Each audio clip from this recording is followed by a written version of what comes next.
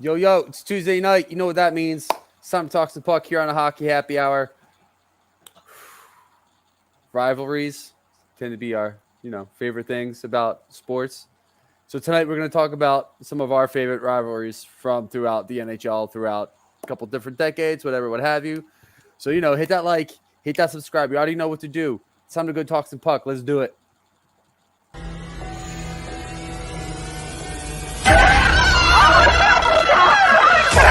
Let's go!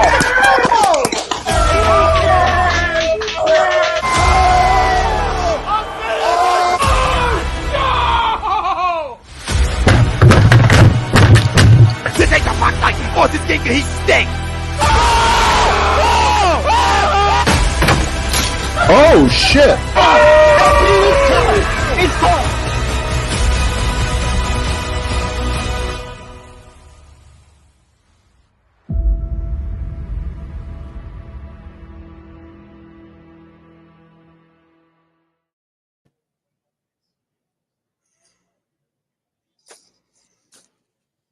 Edition of the Hockey Happy Hour. Why was my mic muted? Anyway. Oh, boy. Oh, it's a great start tonight. Let's go. Welcome, ladies and gentlemen, to a brand new edition of the Hockey Happy Hour. I am Matt Sitsuti, along with the Darkwing Brian Daly. What up? And the one and only Mr. Brad Ryer. And tonight we've got a very fun show ahead of everyone here, and that is rivalries. Because let's be honest, rivalries, they make the NHL go around. I think also rivalries make most sports go around, honestly. But we're going to be talking about some of our favorite battles that we've seen from the last decade and beyond over the course of the Stanley Cup playoffs and the regular season and any other great crazy moments that come out every now and again when you put a bunch of guys on the ice, give them sticks, and tell them to go score on the other team's goalie. All right, then. Gentlemen, Hockey Happy Hour brought to you by Manscaped. 20% off plus free shipping with the code A2D at manscaped.com. That's 20% off plus free shipping with code at A2D at manscaped.com. It's time to throw out your old hygiene habits and upgrade your life. No one, and I mean no one, man or woman, likes what, Brian? Junk funk. Right. So whatever you do, get rid of that. No one finds it interesting. No one finds it attractive. Get rid of it. And not only will you upgrade your life in terms of your hygiene, you'll also upgrade your life in terms of confidence. And confidence is key out there, no matter what you're doing. Ladies or job, doesn't matter. Confidence. That's the goal. Manscaped is what's going to help you achieve that. And the poll question for tonight, brought to you as always by BetUS. It is a leading online sportsbook that has been in the market for over 25 years. And you can bet anywhere in the U.S. on everything. And you can use the link that you see down below to get 125% sign-up bonus. So definitely take a look at that. Get yourself a little bit of a side hustle going. Throw around a little bit of cash. Make a little money on the side. BetUS. That's where you want to go for it. And the poll question for today is, the Flyers-Penguins rivalry is the best. Agree or disagree? I'm assuming that we're going to get a decent amount of disagrees on this one, only because the Flyers are probably not going to do that well this year. But based on history, gentlemen, I leave the floor to you. Do you agree or do you disagree? I'm going to disagree. Right off the bat. Right off the bat, Maddie's like, we're going to get a handful. No. I think after the playoffs this year, we saw why the Battle of Alberta is one of the greatest rivalries of all time. They're feisty always, that there's always, a quick scrap between some of these guys and the blood tends to boil pretty quickly and all that. And it tends to be really good hockey games as well. The intensity is always up. It's always physical. It's not always necessarily, fist being thrown, but a lot of times you're gonna have those line brawls, which don't happen that often anymore. But you're still gonna see them in this rivalry here. But it's not just the players and the coaches that get into it; it's the fans as well. The fans love it, and it's, to me right now, it's probably the most entertaining rivalry in the NHL. All right, Brad, how are you feeling on that? I think the Rangers and Islanders are the best rivalry in the NHL right now. That wouldn't have any possible bias in there. No, none at all. None at all. But if you notice how much these teams hate each other, and I mean this has been going on. We're not talking about the last 20 years, okay? This has been going on since that damn team had the nerve to come to Long Island and play hockey and then start winning Stanley Cups. I mean, does anybody really like the Islanders around here? Bastards. Besides Islanders fans? Can they let's be honest, okay? Can they ever not lose enough to make you happy? I mean, honestly, my personal take on the Islanders is I've actually forgotten that they exist. But that's also because when I was starting to watch hockey, the Islanders were a really crap organization. So they've only just recently actually done things, at least in my time watching hockey. So Got it. Well, this is something that's been going on since they came into the league. Since actually the first season when Brian Spencer tried to cross-check Rod Gilbert in the back, after when everybody knew he had spinal surgery a few years before that, just little things like that when they first came in the league, and then of course the famous reason that pop and sucks chants have been very, very common in Madison Square Garden, and Ranger fans even take that chant on the road. The cheap shot given by Dennis Poppett on Ulf Nielsen and ruining his career, that was never forgotten. And that rivalry has been going on for, as I said, for like 50 years. I mean, listen, the Ranger fans, we hate the Flyers, no question. When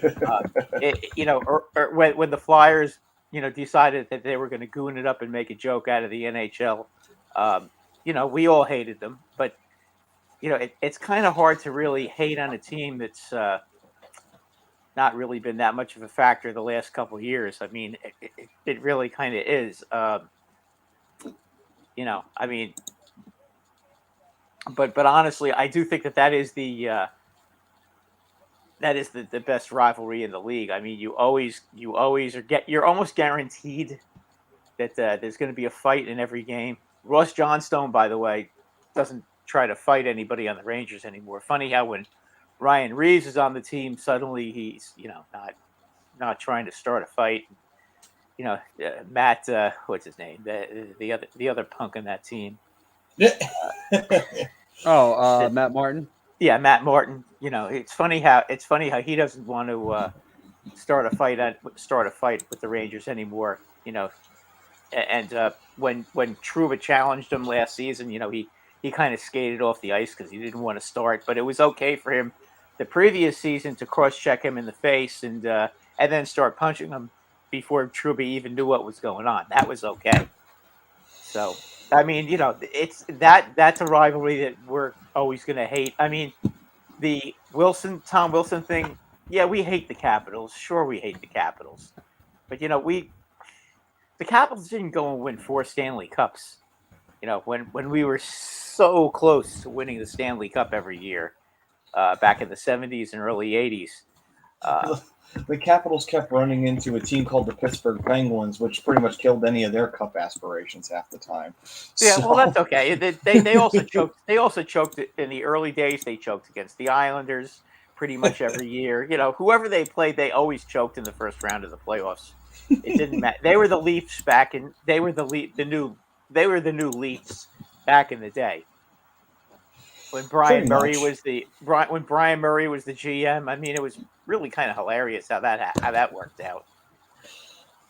But right now, I think that's one of the top ones. Back in the 90s, I think the Avalanche and the Red Wings were probably Oh yeah. Oh, yeah. that may have been the bloodiest one I've ever seen. Yeah. That was two teams in the 90s that were at the top of their game, and they did not like each other. No, Nope. well, if Claude Lemieux wasn't born, perhaps there wouldn't have been such a big problem with those two teams. But he just brings it out of everybody. That's because Claude Lemieux is just good at it. He loves stirring the pot. The man was a shit stirrer. That's what he did. It was funny. Back in, I think it was the 93-94 playoffs. I think in Game 5. Lemieux was being his typical dirty self, and towards the end of the game, Lemieux was on the ice. The Rangers actually sent Adam Graves out to fight him, and Lemieux was literally running away, and finally Graves cornered him in the corner and beat the hell out of him. And all we heard for days until Game 6 was, for the next couple of days before Game 6, what a dirty player Adam Graves was. How could he be so close-minded and immature to go after Claude Lemieux? Claude Lemieux was an honest hockey player, and I'm sitting there, what? Honest hockey player. Well, okay. He was a good, honest hockey player. Okay. Quote unquote, quote unquote. And of course, these were Devil fans on WFAN in New York who were saying that. I'm like sitting there like, what? Honest player. Yeah, good, Claude honest Lemieux, hockey player. Why would Adam Graves have to do that? And maybe it had something to do with him doing something to Messier, I'm sure. I mean, I can't remember that far back exactly what led up to that, but I just remember that I've never seen Adam Graves just go completely berserk. And what got Graves that rep. It was when he whacked Mario Lemieux on the gloves. Yes. Yeah, that's what earned him that rep as a dirty player. From the moment all he was really trying to do was hook his stick so that he could dislodge the stick at it. He could dislodge him from the puck. And unfortunately, when he tapped it, he hit his hand. And Lemieux, meanwhile, put on this show for the entire hockey world that he was like nearly shot dead. Meanwhile, he comes back the next game and plays, and then Graves is suspended for 3 games. I mean, To be fair, though, I don't know if the Rangers were going to win that series, because I think that was the same year they had. In 92, 93. No, it wasn't 91, 92. It was 91, 92. I thought the Rangers were a better team than they were, back then. Was that the year that they fired their head coach right before the playoffs, or was that the first time they faced off with the Penguins? No, that was in 80. That was in 89, 90. Esposito fired. Okay. So it was a different year. Okay. Yeah. But and then Esposito got fired after that. Brilliant move on his part. Yeah. Well, he was the king of stupidity. So. So let's take a look and see what the fam's got out here. Got Prism. What's up, Prism? Saying, let's go, boys. He also goes on to say, greatest rivalries. Number 1, Mark Messier's elbow versus everyone. And then... And a stick. And then we got Jake chiming in. What up, fellas? I'm going to disagree with the poll. I'm going with the Rangers and the Islanders rivalry. And then Prism also saying, I was waiting in the lobby and I'm still late. What the fuck am I doing? I don't know what you're doing, Priz, but you're slipping, bro. And Pete saying, evening. What's up, Pete? What up, Pete? And then, by the way, Rosca also stated that the New York Islanders and the New York Rangers are the greatest rivals of all time in hockey. And let's see what else we got here. Oh, yeah, he also goes on to say Chris Draper is a baby. And he said Red Wings were crying about saying the Ducks were lucky to win in OT by Teemu Solani winning goal. Was that the 07 run when they did that to the Red Wings? It had to have been. And I think if I remember that goal correctly, they were complaining that he was offside. If I remember, if that's the goal, John Malmos, that's a good one. Claude Lemieux was just misunderstood. Yeah, that's what it was. This whole time, from Montreal to Colorado, he's just a misunderstood person. And then to the Devils. I mean, can you think of? Good Lord. Okay, gentlemen. So, other favorite rivalries. Hey guys, can I ask you a question? Yeah, Claude sure. Lemieux the one that scored the 60-foot goal against Hextall in the playoffs that one year? Yes, he was. Yeah. That was Game 6, and I think it was It was 1995. It was the Eastern Conference Finals. Yeah. Because then they went to the finals that year and beat the Red Wings. Yeah. Yeah, that was a tough pill to swallow if you were a Flyers fan, but there were plenty more that you had to swallow from the Devils later on because for some fucking reason the Flyers couldn't beat them. So, but anyway, they weren't the only ones though. Let's just to be fair. True. There were plenty of teams that lost to that trap back in the day. A lot of teams actually lost to that trap. Yeah, they ended up changing the rules because of that stupid trap. Right. Let's see here. The whole league started playing the trap, and nobody was scoring any goals. And unfortunately, other than us diehards, a lot of the casual fans were going to sleep when they were watching those kind of games. So that's why the NHL took out the center ice red line, so that it would no longer you could have 2-line passes. Yeah, I like that they did that, though. I like that they did that. It creates more offensive rushes, more breakaways, which fans seem to love. Oh, I don't disagree with it. I like it too. I think it's the game's a lot more fun, and you get to see fast, more skilled players have a better chance to play at a higher level than when you cut them off like that. Absolutely. So that was actually a good move. Totally. Yeah. That's the reason. That was the reason they took out the red line, though, because of the Devils. They also because of the left wing. That is a left wing lock. Everybody hated that one too. That and then also they put the trapezoid in too because of Brodeur, because he would just grab the puck and just hold it and be able to just play around with it behind his net the whole time. Other goalies did it too, but he was notorious for it. So they said, no more. He could also really handle the puck too. True. So, other favorite rivals to throw out there. John was saying he was saying Icelanders, but I think he meant Islanders. No, Islanders versus the Rangers. Yeah, the Icelanders are more of a Ducks rival, but the Islanders and the Rangers, but also enjoyed the years between Edmonton and Calgary. Oh, we all love that one. We all love that one. Flyers Penguins is a good rivalry though. I've enjoyed watching that because I can't stand Crosby. I mean, the Flyers used to be my number one hate team until Crosby picked a fight with Claude Lemieux. I just thought that was the lowest form of scum I've ever seen in my life. That the fact that he would go after a guy half his size because he's such a puss and can't actually fight somebody for real. I mean, come on. I mean, that would have been like Dave Schultz trying to fight John Rattel. Right. I mean, even Dave Schultz had standards.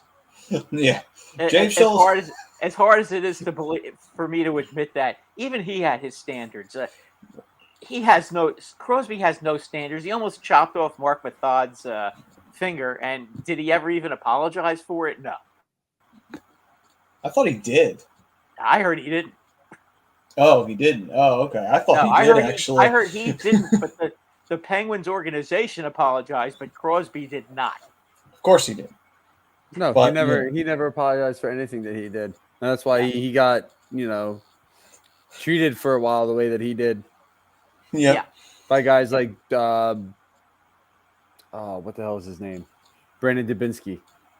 Yeah. Yeah. Yep. Yeah. I mean, let's be honest. You guys liked when Trouba almost took his head off in the playoffs, right? Oh yeah. Anytime Crosby gets hurt, it's a good day, no matter who's doing it. and by the way, that was a clean hit. He hit him with his shoulder. Crosby bent over like an idiot and got hit in the head. Well, that's not his fault. If you hit somebody with your shoulder, you don't extend your elbow or your arm. That's a clean hit. And that's And- kind of like my thing with some of these hits, and people are sitting there and like, he's a dirty player. He's dirty. I'm like, watch the hit again. Right. More times than not, guys are dropping down now to try and avoid the hit. Right. And in Well, turn, they're making the hit worse on themselves. Well, But they also keep their heads down too much. You got to Right. keep your head up in the NHL. That's been, And it's that's also- something that's been going on since the '60s. Keep your head up. Yeah, and it's also rich to hear people try to say, "Oh, well, why did you do that to Crosby?" I'm like, Crosby fucking took a guy and threw his ass to the ice and into the boards, and he didn't get suspended for it. Shut the fuck up. Crosby did his own dirty shit in the past, so him getting something back to him, even if it wasn't a dirty hit, who the fuck cares? The dude fucking cheated too. He got what was coming to him. No, he's ridiculous. He's ridiculous, and he got what he deserved. Right.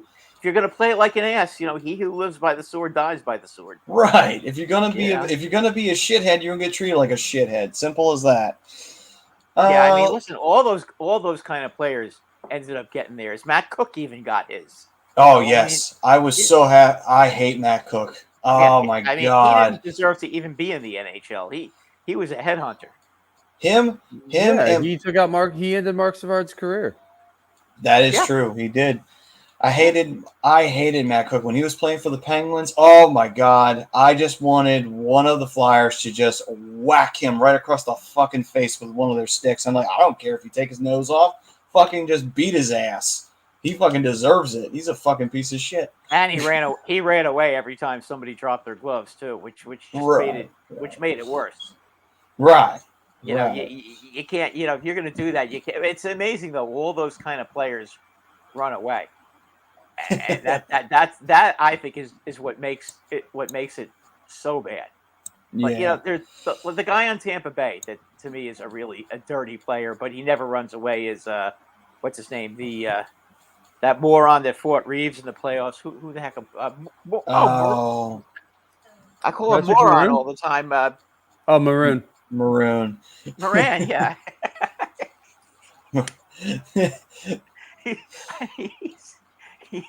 But he doesn't. At least he doesn't run away, though. At least he'll stand there and he'll take his beating like a man, At least. Let's see. Prism throwing out Hawks and Blues. That is a great rivalry. Yes. Between those two. I mean, I remember, when the Blues and the Hawks were at their height, and well, I mean, they've had their heights several times, but in their most recent period, I still remember that. I think it was the playoff series. I forget who hit Backus, but then he said "wakey, wakey, Backus" right after he friggin' knocked him out. I was like, "Holy shit, that's nice! That's a good rivalry right there." Oh yeah, those two teams hate each other. They've always hated each other. And Chicago and Detroit too. You can make a point with them. The oldest, nastiest one is probably the Leafs and the Canadians, though. Oh yeah. Leafs and the Canadians, they used to rival over the Stanley Cup every year back when it was the original 6. Yeah. Oh, yeah. I mean, they hated each other with a passion. It used to be the rivalries when there was the original 6. It was the Rangers and Bruins. They hated each other. The Red Wings and Chicago hated each other. And the Canadians and the Leafs hated each other.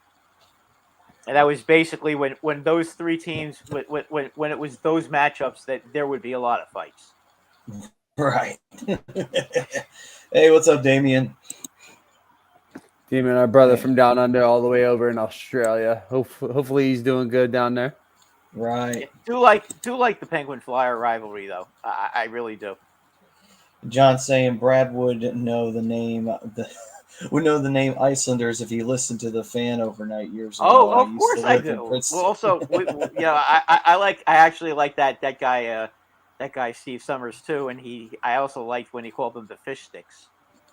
No, when he used to call and then he used to play the farm animals getting wounded every time the Rangers beat the Islanders. Look, there's a chicken crossing the road. Oh no! Oh no! Rhode Island. Prism saying Hatcher wasn't friendly with Crosby either. No, he was not. No. First game in Philadelphia, and Hatcher took his ass to the boards, gave him a root canal and everything. I'm like, nice. That's exactly what you're supposed to do to Crosby. And unfortunately, Oh, yeah. they won that game, though, unfortunately. But it is what it is. Listen, the one thing that you have to give the Flyers credit for was, even though there were years where the Flyers didn't match up very well with the Penguins, the Flyers always found a way to beat them in the playoffs, and that was just great because it was just so nice to see Crosby cry. It was a priceless thing. They're right, Priz. First game in Philadelphia for Crosby, and he gave him the hockey root canal. But yeah, I mean, the one time though that the Flyers beat the Penguins in 2012, ironically enough, the Penguins only beat the Flyers once that year, and the Flyers were whipping their ass every single game, and we went into the playoffs. And the Penguins in the first game, they were up 3-0. They should have won that game. And the Flyers won it in overtime. I'm like, how the fuck did the Penguins screw that up? I remember that game. It's like, how do you fuck that up? You had us beat. Like, we were just done, smoked. And 3 goals later, Jake Voracek scores the OT, and that's it. We won game 1. Then we won game 2. Then we won game 3. I'm like, are we about to sweep the Penguins? Didn't work out that way, but still, I'm like, holy shit. We just freaking smoked the Penguins. Like, what the hell? Was that the same year that the Flyers? You beat them in 5, right? No, it was 6 because they won 1 game in Pittsburgh. They won game 5 in Pittsburgh. Okay. I just remember the one. I distinctly remember the one game when Engelett was trying to kill everybody. Oh, Derek England. Yeah, another guy I couldn't stand. Yeah, he was another punk that had absolutely no hockey talent whatsoever. Probably less talent than I did, and just went out there and beat everybody up. And I could never understand how that guy could even play, because I mean, he was a parking cone for a defenseman, and yet he played in the league for probably 10 to 15 years. And right, Brian, what were you going to say? Figure that one out. I was just going to ask, was that the same year that the Flyers pretty much opened up the new Pittsburgh building as if it was their own? Yes. Yes. Yep. It was that year. Danny B got the first goal in that building too, which was nice. It was essentially home ice away from home. I remember that season. Pittsburgh they couldn't beat the Flyers on home ice. They just couldn't. The Flyers owned it. And they couldn't. And during the season, they couldn't even beat the Flyers in Philly. And it's like, Jesus, are we just gonna just own them all year? And we did. I was like, this is weird. I don't know how to take this. Like, usually we struggle against the Penguins, but no, this time we fucking just crushed them. I'm like, Jesus. Then we went to the playoffs and we crushed them there. Then, of course, as history always goes, we faced the fucking Devils and the Devils beat us. I'm like, what the fuck? Like, we beat the Penguins and we still lose to the Devils. I thought we were past this. It's not the early 2000s and the 90s anymore. Fleury could, for whatever reason, he had a mental block about playing the Flyers. Yeah, he did not like playing in Philly. He didn't like playing the Flyers, period. For some reason. He let goals in against the Flyers that were just, I mean, you know, he looked like a beach ball would have beat him against them. Yeah, that's true. I mean, it continued in Vegas, too, because, what was it? Vegas had dominated in their building the first year they were in the league. The Flyers went there and beat them, like 3-1. I'm like, we still own freaking Fleury after all this time. He changed conferences, and we still can beat his ass. Like, oh, my God. Flyers, one of 2 teams. You guys really, really had his number. Yeah. And that's pretty much the point I was about to make is every player has a team that they just either play really well against or a team that they don't play well against. Yeah, Henrik Lundqvist had the Canadiens. He could never beat the Canadiens, but he did in the playoffs. But he could never beat the Canadiens, especially in the Forum, and then when they finally went to the Molson Center. I mean, he could never beat them. It was amazing. As bad as the Canadiens were, you know, late in his career, he could never beat them, especially there. Yeah. And so, first thing I want to talk about with the favorite rivalries is, you know, go around the board here. Some of your favorite moments from certain rivalries, you know, like that you like, even if it's not a rivalry related to your team, but whether it's a playoff moment, regular season, What's like one of your favorite moments from a big rivalry in the NHL? How about Roy and Vernon having that fight? Yeah, that was fun. That was Yeah. and after the and that was during the bench clearing brawl because of when Draper got hit from behind and it became a bloody mess. Yes. Yeah, I vaguely remember that, but I remember that. Yeah, and that was the same. It was the same. It was the same uprising. It started. That's how it started. And then Roy decided he was going to get involved. He was trying to beat somebody up, and then in comes Mike Vernon, and that was some fight. Yeah. That You was wouldn't.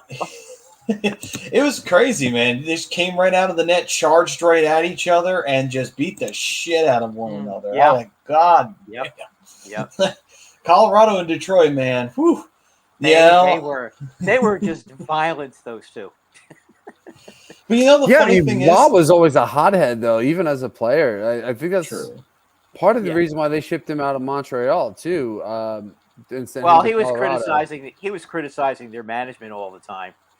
You know, he thought he was not only the goaltender, but he was the GM and coach. And it got to a point where nobody could stand him. That's why they all wanted him out. Even the fans were getting tired of him. Yeah, what was it? All leads back to him being a hothead. Yeah, right. yeah. He lost his coaching job with them because of that too. Yeah, he did. I mean, Roy did change the game though. As a coach, he was the first one that started pulling the goalie like with 3-4 minutes to go in the game. Instead of, because it used to be that nobody pulled the goalie till like maybe a minute and a half left in the game. And Roy was the first one that said, "Why are we waiting for a minute and a half in the game? If there's 3 minutes to go and the puck's in their zone, let's go. You know." And he was right. Well, what was it? I think Wah also had a problem. He had a problem with coach. He had a problem with everything, and no one wanted to. He could not.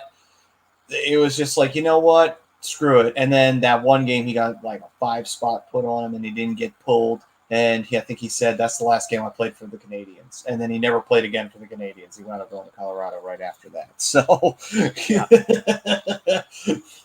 oh, man. Let's see here. Chucks, what's going on, brother? President saying the hatred for the Red Wings is well documented. Oh, I'm sure it is, because the Blackhawks and the Red Wings still hated each other even after the original 6 era. I mean, obviously, they were in the same division in the 80s. In the good old Norris division. And then, of course, you had their rivalry in the early 2000s. The Red Wings were still a pretty strong team, but the Blackhawks were an up-and-comer. And for some reason, there were the one series I remember from the Blackhawks and the Red Wings, this will probably please Priz, was when the Red Wings had that 3-1 lead on them, and then the Blackhawks came right back and beat them. I'm like, ooh, that's tough. That was tough. If you're a Red Wings fan, that's a tough one. Hopefully Don's not listening, because that'll bring up some real bad memories for him. That was one of the years too that the Blackhawks wanted to win the cup too. Since the mid '80s, Boston and Montreal. Yeah, Boston and Montreal, of course, the legendary rivalry that is. I mean, that's become the since the Rangers and Boston stopped being in the same division, that kind of took the air out of that balloon. That used to be a hell of a rivalry, but it ended up being Boston and Montreal, and they were always playing in the conference semifinals when the Canadians won all those Stanley Cups in the 70s, minus the 2 years that Dryden went to law school and your team won. But it was always when Boston would always lose, but they would always win all the fights. So I mean, that was always kind of fun. Swoopy, how's it going, brother? That is a fun rivalry, but I mean, Montreal and Boston, though, in the 80s, and then of course in the 70s. I mean, one of the moments I was going to bring up actually was that famous moment when Don Cherry was coaching the Bruins. They had the Canadians beat, and he put too many men on the ice and screwed his team over. And then here came Lafleur. And that was it. That's all she wrote. Over. Done. Montreal won. I'm like, oh, my God. I think at that moment, if you were alive and you were a Bruins fan, at that moment you had to pinpoint that as the moment of we're never going to beat the Canadians. It is never going to happen. And you know what's funny? When the Bruins, and in the 80s, when the Bruins finally did get past the Canadians in the playoffs, then they had to go play Edmonton in the playoffs. Right. Even without Gretzky, Messier was still there. And the Canadians beat them. Was that the year that the lights went out in Boston? No, I think that was the first time they faced the Oilers in because I think that was the first time the Bruins faced the Oilers, because I think Wayne Gretzky made a comment about that on the flight back up to Edmonton. Oh, okay. And then then the last time was 1990. That was the last time they faced them. Yeah. But I mean, they finally didn't have to worry about playing the Canadians in the Stanley Cup Finals. But then they ended up with the Oilers, and the Oilers, they didn't have Gretzky anymore, but they still had Messier, and they still had that whole group of great players. So that was a heck of a rivalry. Right. Brian, what moment did you want to bring up from this rivalry? It's not really a rivalry, but one of my favorite moments, and it's actually really funny because Johnny Blade said goalie fights were the best. So I'm going to lead him with that. I still think to this day one of the best goalie fights, and I saw Roscoe put Osgood versus Wah. I think Felix Potvin versus Ron Hextall was one of the best, if not the best, goalie fight I've ever seen in my life. Those two would just. I didn't see that. I didn't see that, but I would hope Hextall beat the hell out of him. I was pretty much. For me, I thought it was a stalemate. Throughout the entire fight, they just were throwing haymaker after haymaker. And neither one. Potvin could. I mean, as much as I couldn't stand him, he could handle himself, and he didn't back down from anybody. But he was such a dirty player. That hip check of his was always too low and was always blowing out guys' knees. I mean, he knew it too, and he always denied it. I mean, let's be real. Like to Soupy's point here, Potvin was a great fighter for a goaltender. Oh, Felix Potvin, you're talking about. Felix Potvin. Oh, okay. I thought you were talking about Dennis. No, Felix the cat. Yeah. Felix could really go. Yes, he could. Oh yeah. I've seen a few Ron Hextall bouts. I remember seeing Garth Snow fight Steve Shields. Those guys could go, but nobody could. For some reason, I don't know what it was about the cat. Felix just he knew how to throw his knuckles. Right. I'll tell you what. Ray Emery, the late Ray Emery, boy, he could go. Oh yeah. Oh yeah. I mean, he was a freaking maniac. That guy. He was. Both for and against the Flyers, because I believe he was in goal that night when Ottawa and Philadelphia had that pretty much bench clearing brawl, and him and Esch went at it, and then after that, you had Emery. I don't remember the goalies fighting in that. I thought they did. It was Donald Brashear. I know Donald Brashear and Rob Ray started that whole thing. Yes, they started the whole thing. Grew from there. I mean, it's possible that they chucked some knuckles there, but I don't remember. I'm gonna look that up. I thought they did. I thought the goalies fought in that one. I know, obviously, everybody remembers that moment when he jumped Braden Holtby on the ice. He just raced on down. Holtby didn't want to fight him, and Emery's like, "Too bad, you're fighting." Yeah, no, he didn't give him any choice. To be fair, though, the Flyers were getting their asses handed to them. I think they were losing that game like 7-1, and it was awful. It was a bad game it was a bad night at the office for the Flyers. So they just said fuck it, and they just started beating the shit out of the Capitals. Well, that's funny. Garth Snow and Steve Shields. That's actually that's on the top goaltender fights of all time on hockeyfights.com. Nice. Ray Emery versus Marty Biron was a good one. I remember that one. That's a rivalry bout there. Yeah, that is a good one. It was not. It was the goalies did go at it. It was Robert Esch, but it was Patrick Lalime. It was not Ray Emery. Oh, Lalime was in goal that night. Okay. I forgot. Sometimes I forget Patrick Lalime, but then again, I think probably most people do. Sorry, Ottawa, but most people forget Patrick Yeah, but I Lalime. guarantee you, Patrick Lalime wasn't the one who started it, though. Oh no. Like I said, No. that was Donald Bashir and Rob Ray. They started, and it just Oh, yeah. kinda Well, escalated I from mean, yeah, I can believe that. I mean, you know, both of those two were always wanted to fight somebody. there. Joe's saying he was at that. Hold up, real quick. Lanny McDonald fought Billy Smith in 1979. I would think that ended badly for Lanny McDonald. Well, I don't remember. I remember the fight, but I remember them fighting. I don't remember exactly who won that fight, but I would imagine Smith probably beat the crap out of him because Smith was a nut. yeah, that got rated a 6.2. That must have been a good fight then. I have to look at that one. Well, due to Interesting. copyright infringement, I cannot play this. Mike Smith versus Cam Talbot 2 years ago. That was actually, I remember that. That was a good one. Oh yeah, that was actually a fun fight. Then obviously you have Patrick Waugh versus Chris Osgood, Patrick Waugh versus Mike Vernon. Ed Oh, yeah. Jockman versus Gary Howitt back in the day. Ooh, I'm sure that would have been fun. That happened in the playoffs in game. What was it? It was in game 3. Okay, because there was the best 2 out of 3 when that fight happened. The Rangers were losing 3-0 in the beginning of the third period and looked lifeless. So Gary Howitt was just skating through the crease, and Ed Jockman went nuts. And just Gary Howitt didn't even do anything, and Ed Jockman just decided, I'm going to spark the team, and he just literally mugged poor Gary Howitt, and he didn't do anything. And then Gary Howitt got 5 minutes for fighting, and so did Jockman. And Gary Howitt couldn't understand how he went into the penalty box for getting mugged and not doing anything.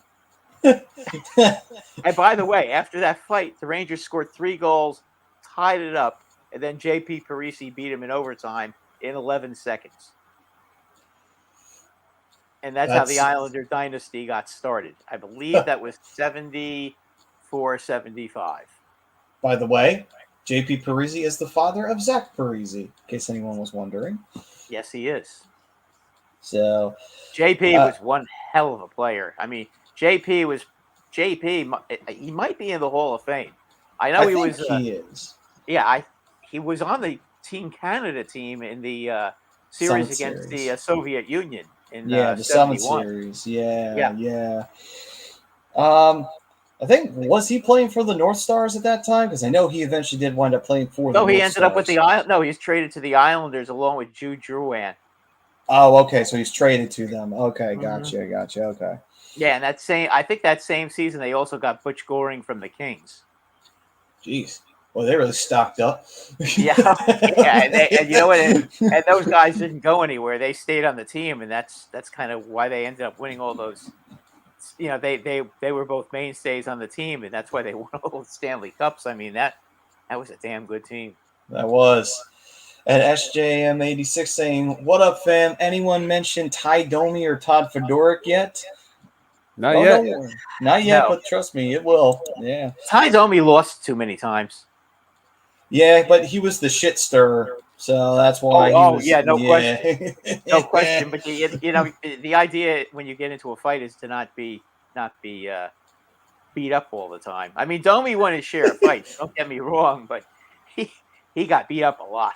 Well, he had that rivalry with Donald Brashear. Every time they would meet up, they had to fight. That was just how it was. And every time. And Rob Ray. Yeah, he was he always had to fight Rob Ray. Yeah, he always had. And I remember one time the Rangers were playing Toronto, and the Rangers were beating the crap out of them. And the Rangers had just traded and gotten Ulf Samuelsson, and he couldn't stand Ulf Samuelsson at all. and he was standing in front of the net, and Ulf Samuelsson cross-checked him in the back, and Ty Domi turned around and knocked him out cold. Oh, that was and you know what? And you know, it's funny because I remember when that happened, I was like, first I was really mad, but then I realized that it's Ulf Samuelsson. Yeah, I can sort of, you know, I was like, well, shouldn't the Cam Neely have done that, but okay, I understand. Did he come over from the Flyers at that point, or was he done with the Penguins at that time? Because Sanderson he was was on with both. the Penguins. He was with the Penguins when he went to the Rangers. Yeah, okay, the Rangers made a really stupid move. They had gotten Luke Robitaille and Ulf Samuelsson, and they traded Sergei Zubov and Alex Kovalev for him. Oh my God. Yeah, that is a bad move. And Luke Robitaille didn't do shit for the Rangers. Nope. Then he went right back to LA. Everything. They tried everything with him. They put him with Messier and Graves, and he stunk. And then he got traded to LA. He stunk there. And then they traded him to Detroit. And then all of a sudden with Detroit, when they were in their glory days, then he got good again. Well, he was making his rounds. You're right. It was 2002. And the Red Wings just had another one in them, and they decided to beat an upstart team called the Carolina Hurricanes. So, with Keith Primo, as Johnny Blade said in the 5 overtime game, great moment in Flyers Penguins rivalry. Oh yeah, that was a great moment. Keith Primo was not known as a goal scorer, but my God, was that man a leader. You would jump through freaking glass to do it for Keith Primo, because that man could inspire you to do anything. I remember one game he was playing. They were playing the Rangers, and he had the flu, and he was so sick. You could see him you could see right through his helmet. You could see his eyes tearing and everything. Oh. Then he goes into the penalty box and he barfed his brains out, and they actually were showing it on the MSG feed. And then he goes right back on the ice like nothing even happened, and he's playing. Because nothing did happen. Come on, let's be real.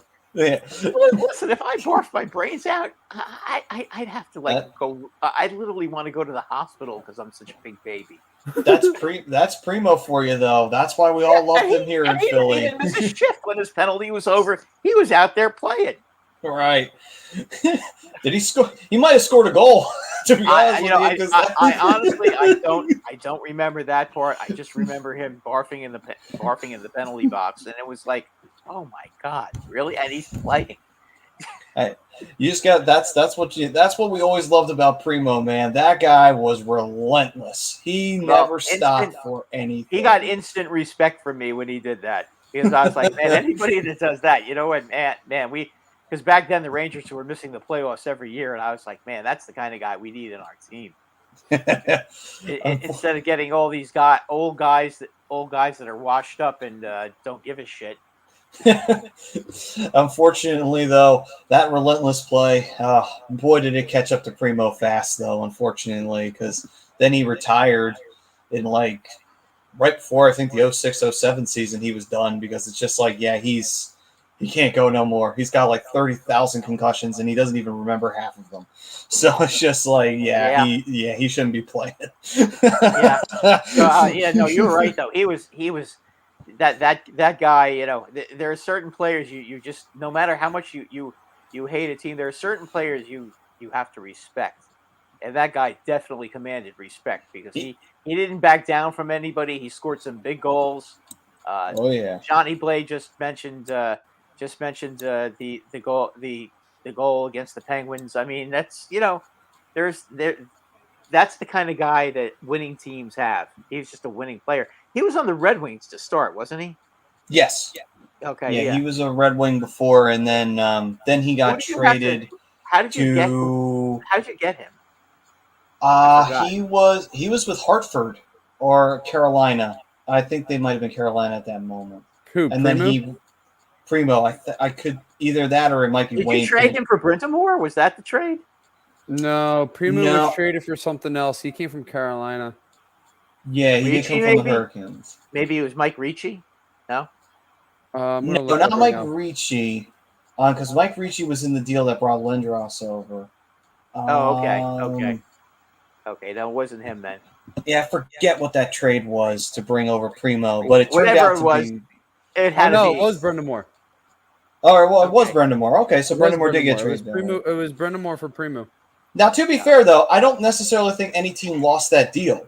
No, the Hurricanes had got their future captain that won a cup for them later on, and then the Flyers got a future captain that everyone loved and respected forever. So And I don't think anyone lost. And they almost won the cup. Right. Yeah, they were They unfortunately got to 1 the win away. finals. Yeah, they were 1 win away from the finals to face Calgary. And who knows, maybe the Flyers would have beaten that Calgary team, because that Calgary team was not expected to do what they did that year. They upset a lot of teams to get to where they got to that year. And it's a shame. That's the closest Jerome McGinley ever got to the cup, which is a shame. But it is what it is. You want to hear something funny?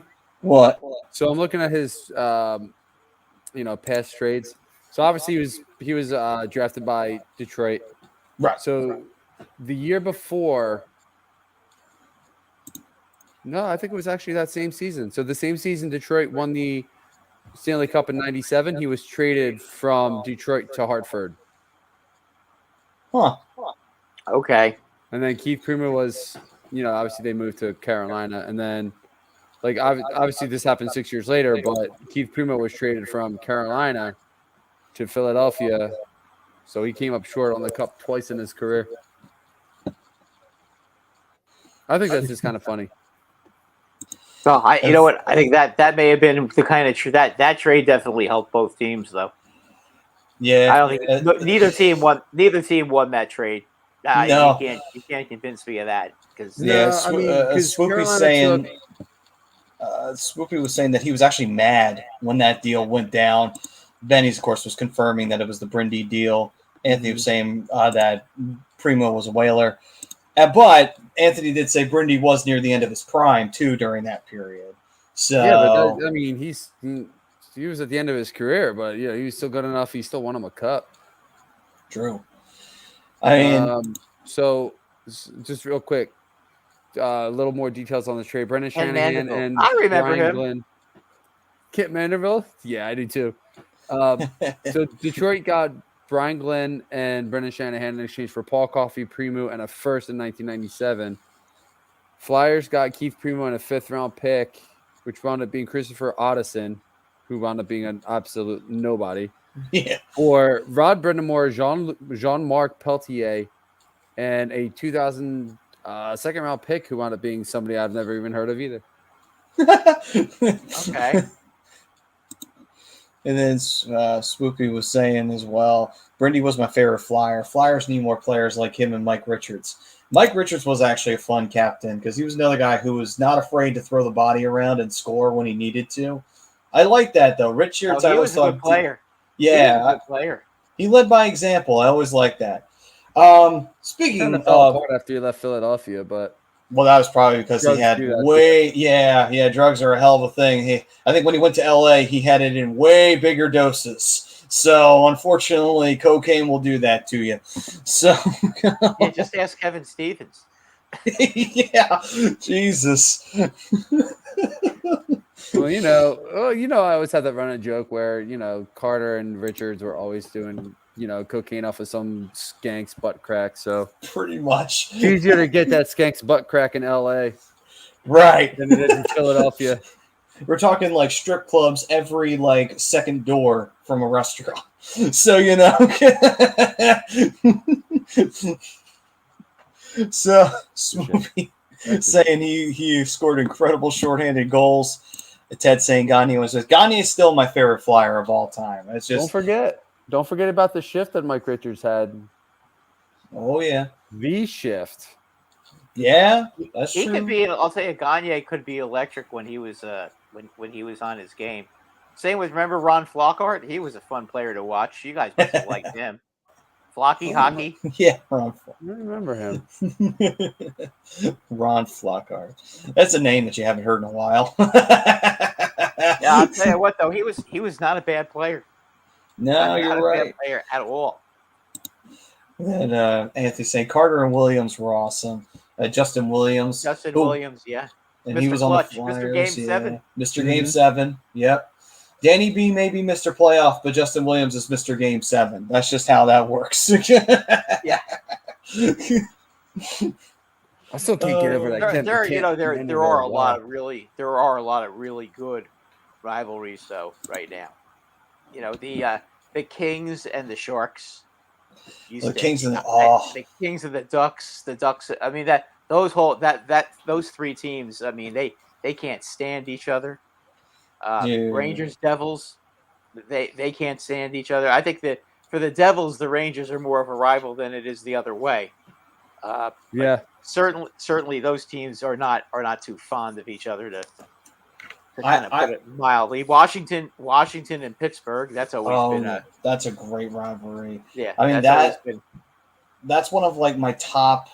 That's a series along with like a Rangers and a Devils series, and a series between LA and Anaheim. Those are always really fun matchups to watch. And then Chicago up against either St. Louis or it used to be Detroit, but they can't do that anymore because Detroit went to the East. So good. Yeah, but everything's got to go right, though. Both teams got to go on a run and get to the Stanley Cup Finals for that to happen these days. That'll take at least moment, another 3 or 4 years before it's even possible for that to happen. However, though, since the Red Wings are on the way up, maybe, just maybe, we might see the Red Wings versus Colorado in a Stanley Cup Final. Now, that would be interesting to see those two face off with each other. And actually, yeah, Anthony read my mind there. The Wings and the Avalanche. That would be crazy if those two met in a Stanley Cup Final. I wonder if we would have a goalie brawl on that. That'd be interesting. I mean, I like Benny's comment here about Tampa Bay and the Panthers finally starting to really spark into a rivalry. I'm on board with Benny's comment there. Right. Last couple of years, they've had their first time meeting each other. Yeah. The problem is that Florida doesn't really have all that many fans. I mean, they draw a fan base probably that's no bigger than my daughter's bat mitzvah. So I mean, it's true. I mean that rink was almost always empty for a long time. Yeah, I mean, for a long time, it's like the freaking Coyotes to an extent where.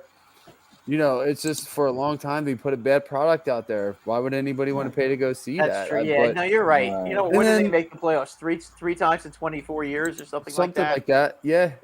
And then you're right. You're also in a weird city in Florida that I don't really think many people go to in Sunrise. I think if obviously you keep the Florida Panthers there. They should move to Miami. Right. If they move to Miami, like in the middle of South Beach, they get a lot of people. And there's a ton of people in Miami, and I think they would be able to pull some attendance if they move there. Yeah, the Heat draw. Why wouldn't the Panthers draw? Exactly. Well, with the winning product now, they should be able to. Well, I mean, they're drawing now in Sunrise, but I mean, just imagine if they were in Miami. Yeah, but they had a great team last year. I mean, they choked against Tampa Bay, but they were pretty darn good. It's going to make the regular season between those teams that much more fun. Yes, it will. The Battle of the Sunshine State is actually a battle now. Greg saying, "What's up, fellas? Agree to the poll." By the way, everyone who's commenting in, we thank you very much. The fam, you guys are the lifeblood of A2D. Brought to you by Gleason's Bar, located 6700 Mill Creek Ave, Levittown, PA. Use promo code A2D for 10% off your order whenever you dine in, take out. You go online at Gleason'sBarandSteaks.com. Get yourself some good food if you're ever in the Levittown, PA area. And we will move forward to our second period. Our first period was brought to you by, if you're looking to buy or sell a home, or you're looking for a change in career or brokerage, you contact Alan Foy at eXp Realty LLC at 302-682-8820, or visit him at alan.foy at exprealty.com. When you're making that big step in life, you want to do it right, that's where you go to, eXp Realty with Alan Foy. All right, gentlemen, we talked about some great rivalry moments, some of our favorite moments in rivalries, some of our favorite rivalries. What about players you love to hate that are currently in the NHL? Out of all of today's NHLers, who's the one you hate the most? Just despise them to the very core. Oof, where do I start? That's pretty easy for me. I think it's Brad Marchand. As good as he is, and everybody wants to talk about dirty players. You want to talk about a dirty player? Mr. Slewfoot himself, Brad Marchand. Every other guy I can sit there and I can make an argument on and somewhat defend, but you can't defend a guy going out there and low clipping everybody, slew footing people, just walking around cheap shotting, licking people. Ugh, no, just Brad Marchand. Ugh. Yeah, he's pretty bad. Yeah, He's Marchand, I could see that one. I got two for you guys. All right. Okay. Tom the Scumbag Wilson. All right. Okay. He's certifiably the biggest scumbag one of the biggest, if not the biggest scumbag in the league. And Slewfoot Subban. PK Subban. Yeah. Yeah, but my thing And the P stands for prick, by the way. Because he is a prick. I mean, if he was a little bit more relevant, I would be on board with Subban, but he's just not relevant anymore. Well, ever since he went to the Devils. Ever since he left Montreal, the crap really? he pulled Yeah. last year. Some of the crap he pulled last year was bad. Oh, I'm sure. I mean, he put Sammy Blaze out for the season with that slew foot, and he tried it on Ryan Reeves, and then Ryan Reeves wanted to fight him, and he skated away. He wouldn't fight Ryan Reeves, I guess, because he's smart. But I know he had hurt somebody else. I just can't remember who it was. But he put somebody out for like 3 weeks last year, also. Yeah, no, I mean, I don't disagree with PK Subban because he has his moments, but like I said, his relevancy to me, he's off the map anymore. At this point, he's just not a good player anymore. Yeah. Swoopy hates Evander Kane. Yeah. Well, yeah. I mean, Evander Kane isn't just he's a good player in the league and he has his moments, but he's not a good person off the ice. He's not really a filthy player. No, I do not. No. He has bad judgment. I mean, I remember him. I remember the idiot that he is. He actually challenged Zdeno Chara to a fight like 2 or 3 years ago, and almost never got back up again. He got beat up so bad. Well, my issues with Kane are all off the ice. Like he's just a piece of shit person. Like that's he's deranged. He's one of those guys. He's still a good player, and he really cleaned up his act in Edmonton for the most part. But he's just a piece of shit person. I do not like him as a person. I would agree. Like he's one of those players I do not like because you know what? This is a guy who's got all the talent you could ask for in the world, but clearly this is a guy who let it all go to his head. Entitled, asshole-ish. Twice. He's done that twice. He did it in where was it? San Jose. Was he playing in San Jose? Yeah, he was playing in San Jose, and then he showed up with a fifth vaccination card. And then he did it in Buffalo too. He acted like a jackass. Right. That's part of the reason why he there. Yep. Yeah, and he Buffalo. They treated him great in Buffalo. Yeah, they did. They did. They treated him great in Winnipeg too until they traded him to Buffalo, and then Buffalo is really where he started to turn that corner, and then he hit San Jose, and then next thing you know, he owes all this money, and he's got issues at home. He's a mess. Darius Kasparaitis, good one, Anthony. Yes, good one. He was scum. He was. He was absolute scum. Yeah, Swoopy, we were talking about the Matt Cook, Mark Savard incident a little bit earlier in the show before you jumped in. Right. I would say that Evander Kane's one of them. Another guy that I can't stand. Obviously, I can't stand Crosby, mostly just because he's fucking annoying. But that's minor compared to some of the players that are on here. Yeah, Tom Wilson's up there pretty high. I mean, Tom Wilson's a dick. He is just a flat-out flaming dick. Like, that's just how he is. But he's got all this scoring ability. He's a really good player. He is. That's what's so surprising. Mm-hmm. He's a 30-goal scorer, which is crazy. When he first came up, he really wasn't a good player. He was just a fighter, and then he learned how to play, and he still has to be a dick. He just can't help himself. Right. I mean, you also got to remember, like, some of these guys, they're being told, hey, we're down here. See if you can draw a penalty here. Let's get us on the power play. Let's get us back into this game. And so, some of these guys are going out there to try and just draw a penalty, and sometimes one thing leads to another, and it goes sideways. But I can't I don't fault some of these guys because that's exactly what they're doing. They're doing exactly what the coach said, and let's go get us a power play. Let's even this thing up. Funny, I think Joseph Horofsky just mentioned a couple of players, Matthew Barnaby and Scott Matthew Barnaby, and Stevens. who was the other one? Scott Stevens and Sean Avery. Sean Avery. Sean Avery, when he was on the Rangers, he was hilarious. He really was a pretty funny player. The stuff that he used to do was kind of like was very clownish. But when he used to stand in front of the net when they were playing the Devils, and he used to take his hand and go right under Bredora's helmet and push it up so that he couldn't see the shot. Oh, that was great. And then he's sitting there another game, and he's just kind of just moving his hands all over. Or going like this in front of his eyes with his hand. Brodeur hated him. They changed the rules overnight, literally, because he did that. They literally came back the next day and said, you can't do that anymore. Yeah. They did. That was And then what was it? Then at the end of that series, he called out Brodeur for not shaking his hand in the line. So and he couldn't understand.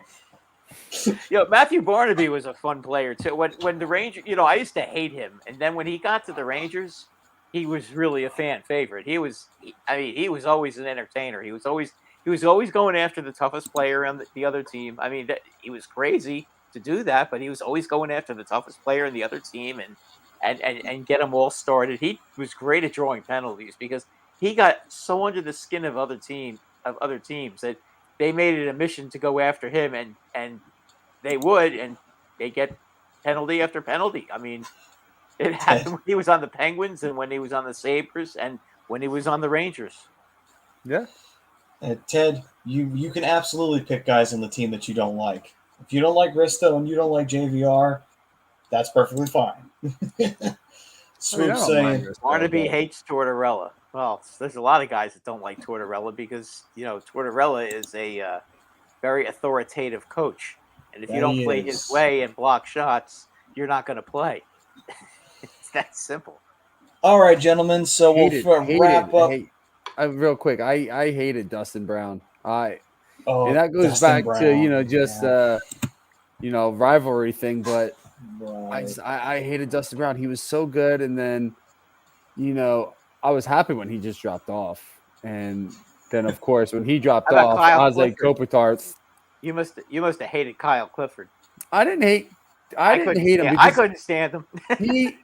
I didn't hate him. I thought he made the rivalry that much more entertaining, especially when the Ducks had guys like George Peros, guys that could sit there and throw the fist with him. They had some badass players. Never had a problem with Kyle Clifford. Dustin Brown, I didn't like, but of course, like I was saying, when he started to drop off, that's when Anze Kopitar really picked it up. So it was just kind of like a even move for me. So then I started to hate Kopitar, but I respect the shit out of Anze Kopitar. I think he's a fantastic hockey player. I think he's a fantastic person, and he does a lot for LA. And I love Kopitar. Joe's saying, wait until Konechny gets traded. He plays the same type of game as Marchand, just a lot less talent. If he goes to the Metro team, he will quickly become a most hated player. I think Konechny's thing I don't think he's like Marchand. Marchand he'll talk trash and then he'll cheap shot you. TK to me at least, Joe, I haven't seen anything like dirty or cheap shot from him. But he does like to run his mouth, so I'll give you that. All and of course, he's going to leave here, and then you know what's going to happen. He's going to become that 30, 35 goal scorer. Yeah, pretty much. That's how it works in Philadelphia. All right. So optimistic, aren't you? Oh, yeah, very.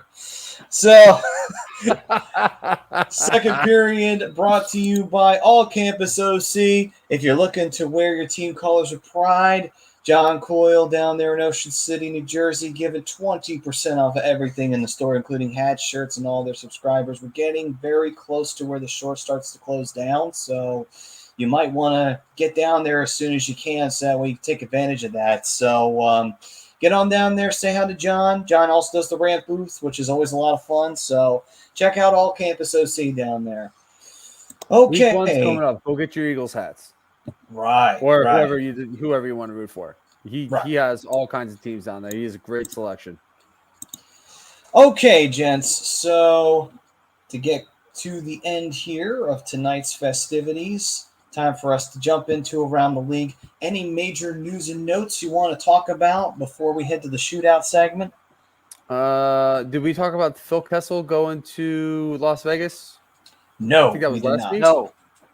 No. Phil Kessel signed a 1-year contract. I think it was like $1.5 million with the Vegas Golden Knights. That was a good move by Vegas. I think he'll do well there. I think so too, and you got him on a cheap deal. Not that Vegas really has a ton of cap space. That was a smart move. He'll definitely do well on the power play for them. He'll help that power play out. Oh yeah, and also he's a sniper. Oh, absolutely, and having Mark Stone back, that's gonna absolutely help that power play as well. I agree. They were hurting last year. Yeah.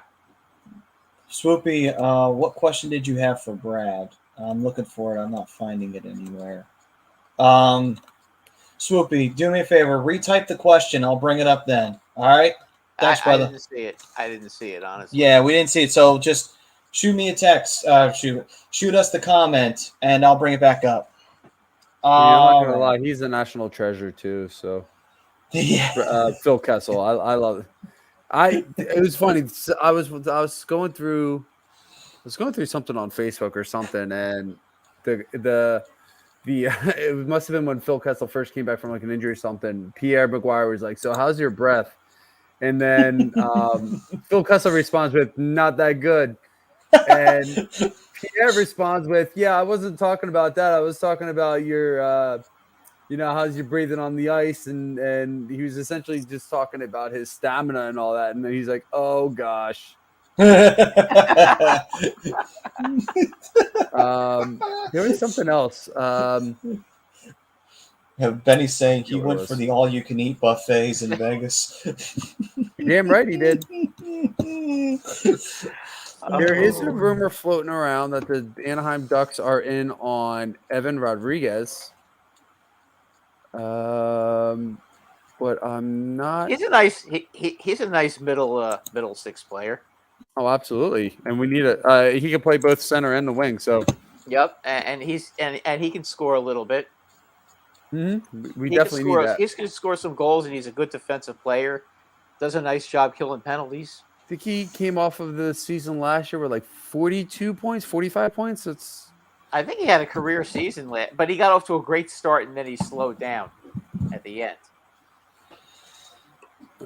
Yeah, I'm just trying to look through here real quick and see if there's anything else that's happened or is rumored. There was one big trade. I just can't remember what it was. Wasn't there like one pretty big trade in the last week, or am I wrong? I don't think so. No, I can't. Well, maybe it was Phil Kessel. Oh, JT Miller. That was what it was. The JT Miller, extension. Yeah, that wasn't the trade. That was what I was thinking of. Benny's asking, did he get overpaid? I don't think so. Based on how he played this past season, I think he's pretty deserving of what he got. I mean, he had a heck of a season. Now, is he going to keep doing that? I think he got way too long a term. I mean, they're going to have him till he's 36. I don't know that it's going to help him. JT Miller. Oh, I saw you. Okay, he wants to bet me that they're going to trade him in the second season of the deal if they don't become good. And I kept saying to him, I don't know about whether there's a no trade contract. There's a no trade in that contract. That's what I'd like to know. If I'm going to make a bet like that, I think he may have signed it. I think there's a no trade in there. So I don't know, but I don't think they're going to trade him. Not after 2 years. No, especially with Vancouver being a fairly young team. Yeah, off of the season that he just had, I think they'll rock with him. And there's no movement clause here, so they can move him. They can move him. Okay. I'm sorry. I lied. I was looking at the last year of his current contract. So his next contract, there is a no movement clause. So he can't be. Oh, Okay. so they can't trade him then. All right then. So that changes Unless things. he says it's okay. Yeah, he'll have his list of teams. Hey guys, is there any truth to the rumor that Johnny Gaudreau was all set to sign with Calgary, and then his wife started making a big stink about it and made him hang up the phone? Oh, you heard about that, huh? Is that I heard true? about that. Yeah. Is that true, or is somebody just being? So I wasn't sure. Is that just somebody that's angry from Calgary? I really wasn't sure. no, I think there is some truth behind that, because apparently she wants. Rumor has it, I don't know how true it is, and I don't really want to speculate too much about it. Rumor is that both of them they wanted to be close to the family, and her not being vaccinated has a lot to do with it as well, and they wanted to come back home and be close to the family. So there's a lot going on into that, and I think his wife, yes, did play a big part in why he didn't re-sign in Calgary. Interesting. The last wife that did that in hockey, I think, was Janet Jones, right, with Gretzky.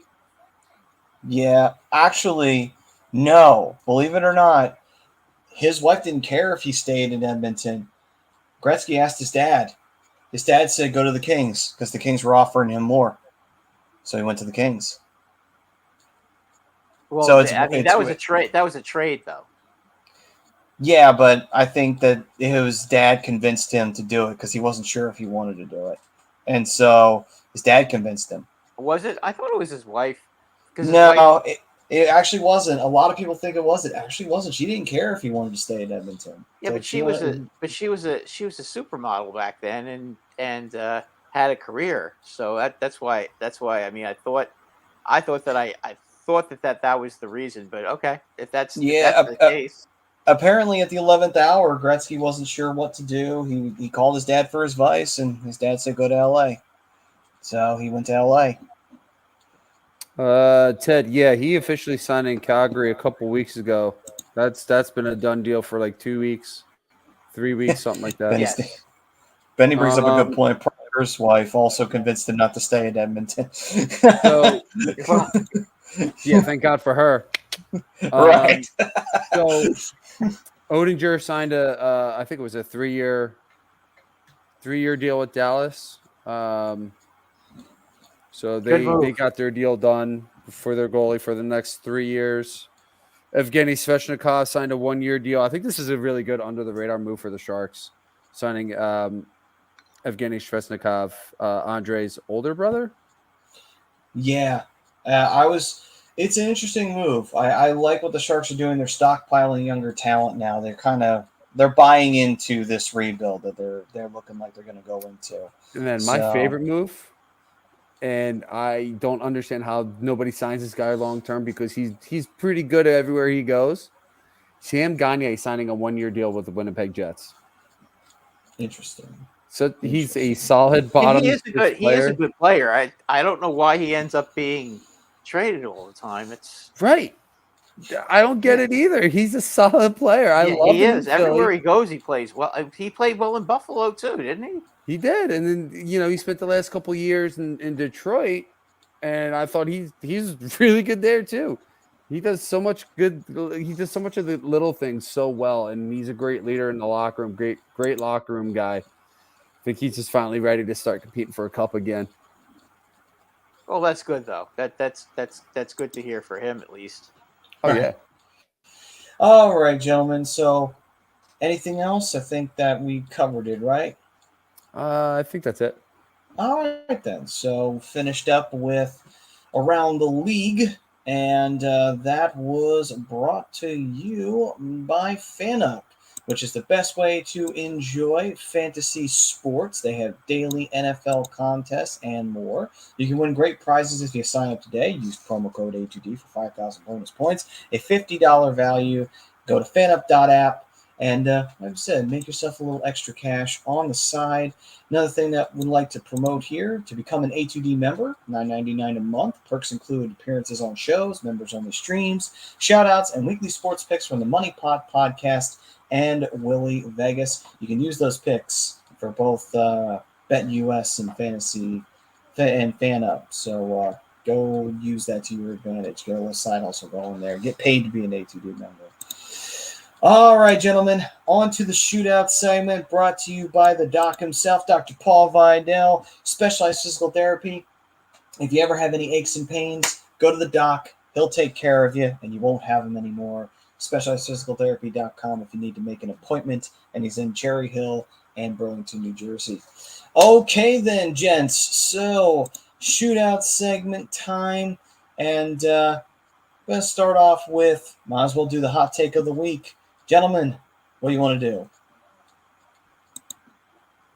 I think we see a big. No. What's up, Tom? What up, Tommy? I